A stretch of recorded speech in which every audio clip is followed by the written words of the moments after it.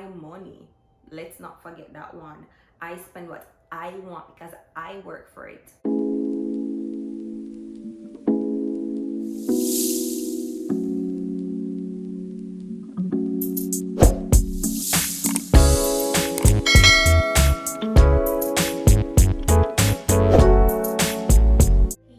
What's up and welcome to another video. Today I'm super excited to talk about this topic. It's one of those things where we see everything happening and we don't recognize it as problems of our generation when it comes to marriages specifically.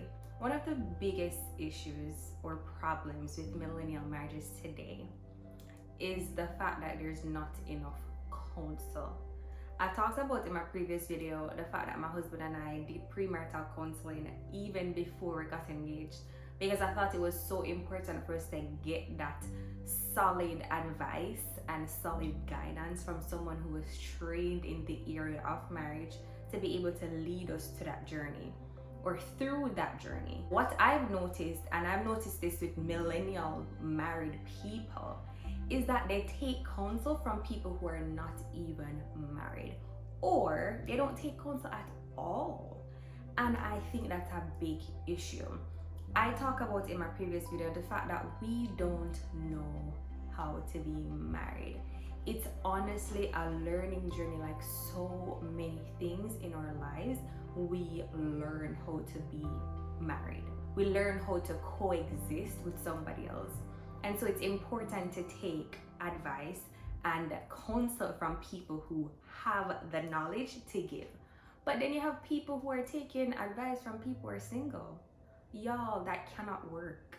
That just does not make sense. This is not to say you can't receive information, but when you're going to take advice from somebody who's never been married and then you're going to apply that advice to your marriage, or you're going to take advice from someone who is just doing marriage completely wrong, there's nothing really there to admire. This is not a judgmental thing.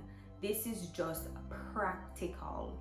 If I'm taking counsel from someone, I want it to either be someone who is trained in the area of marriage or someone who is currently married, who I am looking at, admiring their relationship, and I'm able to confidently say this person has valuable information that they can give me to apply to my own relationship. And that's one of the problems I've noticed with millennial marriages. It's either on one side there's no counsel at all, absolutely none, and then on the flip side there's too much noise. And usually the noise that's coming in, it's from people who don't know anything about marriage, or they have never been married. I think one of the next problems with millennial marriages right now, and because we live in the age of social media, is the whole comparison thing. It's so easy for us to compare, and I talk about comparison a lot because it's a thing of our generation. Social media, we look, we see the couple goals, and we aspire to be what we're seeing. And the truth is, some of those couple goals, it's fake, it is false. And then you impose what you believe to be the ideal upon your spouse, and then guess what? You're disappointed because the expectations that you have, it's just not matching up to what your spouse is doing. Many times we unfairly impose those expectations on our spouse based on what we are seeing in the social media world.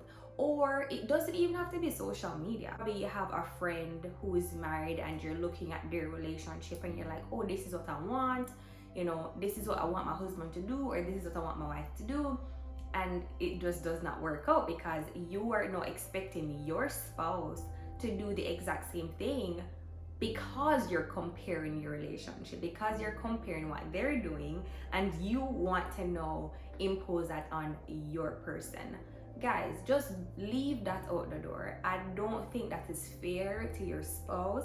I don't think that's fair to you, because you're going to be left disappointed when your spouse don't turn out to be the person you're comparing them to. And furthermore, no spouse wants to be compared to somebody else. We are all different. We do things differently. You got married to that person for a specific reason. You cannot expect them to be somebody they never were, just because comparing them with somebody else. That's not fair, it's not cool, and a lot of times it creates unnecessary drama and conflict in your relationship. So for all the independent people out there, this one is for you.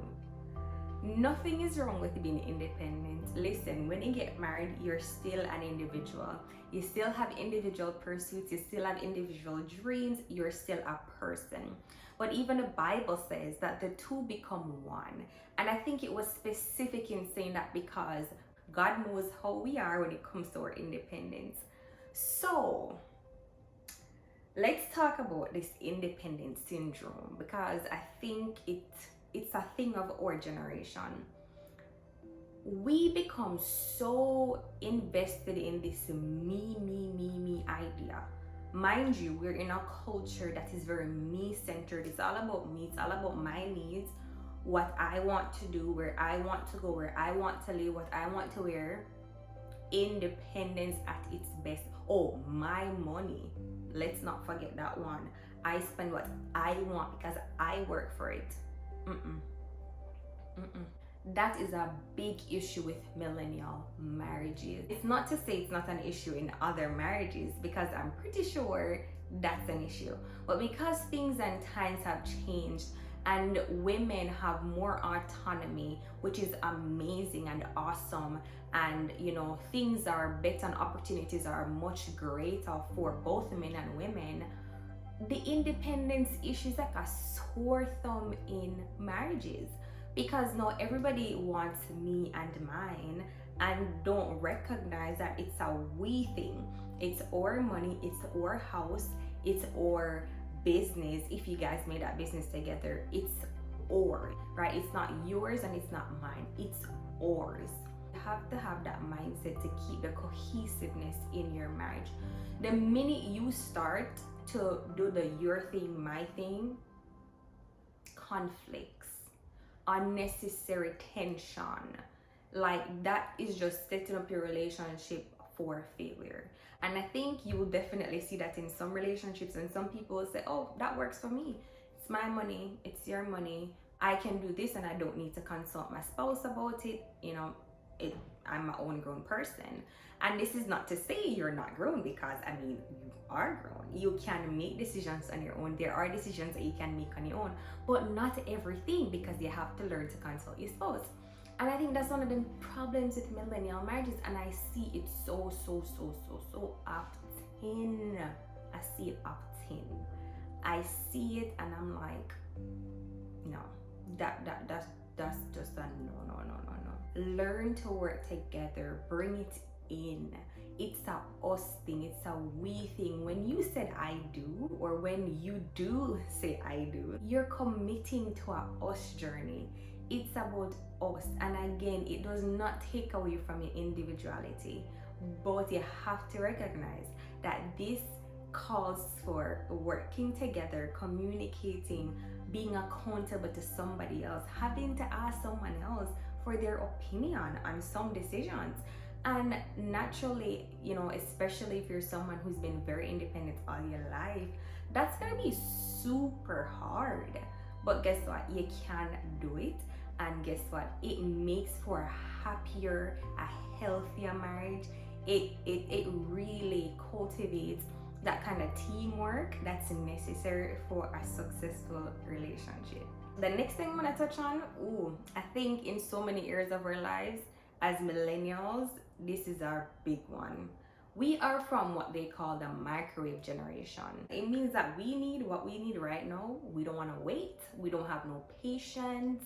And patience, let me tell you, you need that when you're married. If you're married, you already know that you need patience, right? And this microwave mentality that we have, that we take into our relationships, can we talk about that, please?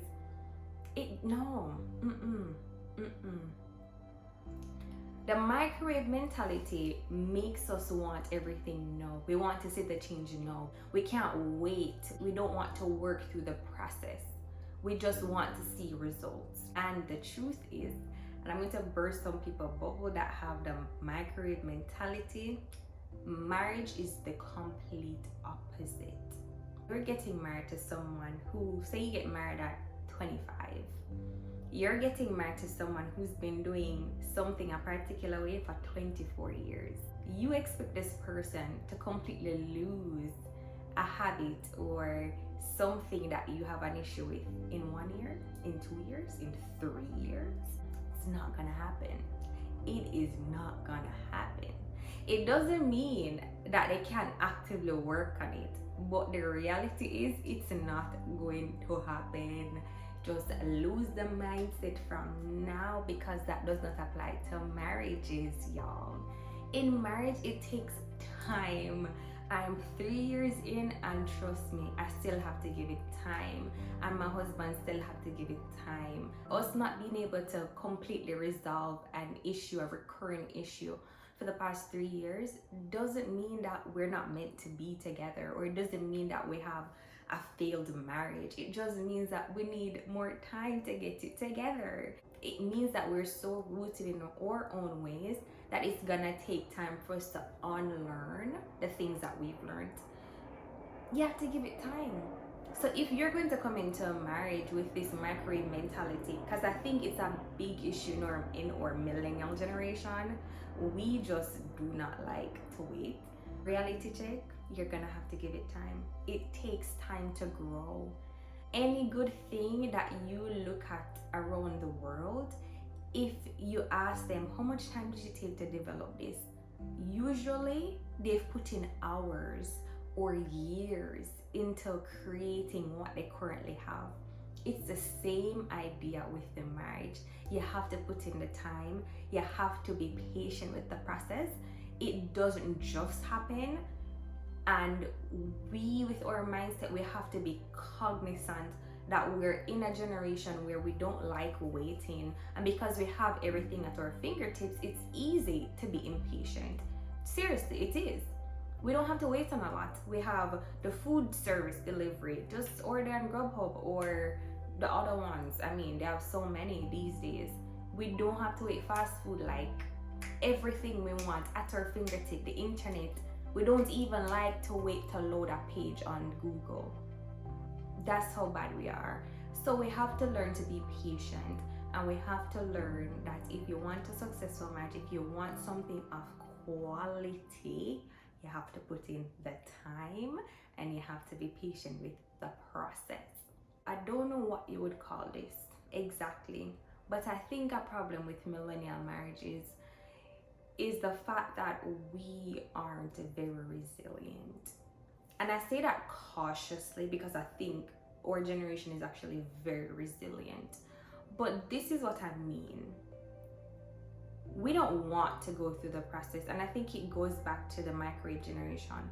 But then it also aligns with the fact that because we don't want to wait, because we don't need to wait on certain things, we just drop it like a hot patty and we move on. Because this thought that we have so many options, which in fact we do, we have so many options these days, so many things to choose from, that we apply the same behavior to our relationships. We're in the relationship and it's not going how we really want it. We decide, oh, the grass is green on the other side, I don't need to do this, I can just move on, find somebody else. But the problem with that is that there are unresolved issues in yourself that you keep taking from relationship to relationship to relationship, and then you're wondering why it's not working out. Remember this, and I learned this and I never forgot. No issue or no conflict in a relationship and marriage date is 100-0. It's never 100% one person and 0% the other. Even if it's 95-5%, there's always a role that is played by the other person. I think it's important for people to introspect and to look within themselves and not always have the mentality like, oh, the grass is green on the other side, I don't need to do this, I can just move on to the next thing, and apply it to your relationship or your marriage. And then in millennial marriages, remember, this thing is supposed to last for a lifetime. This is not even specific to millennial marriages.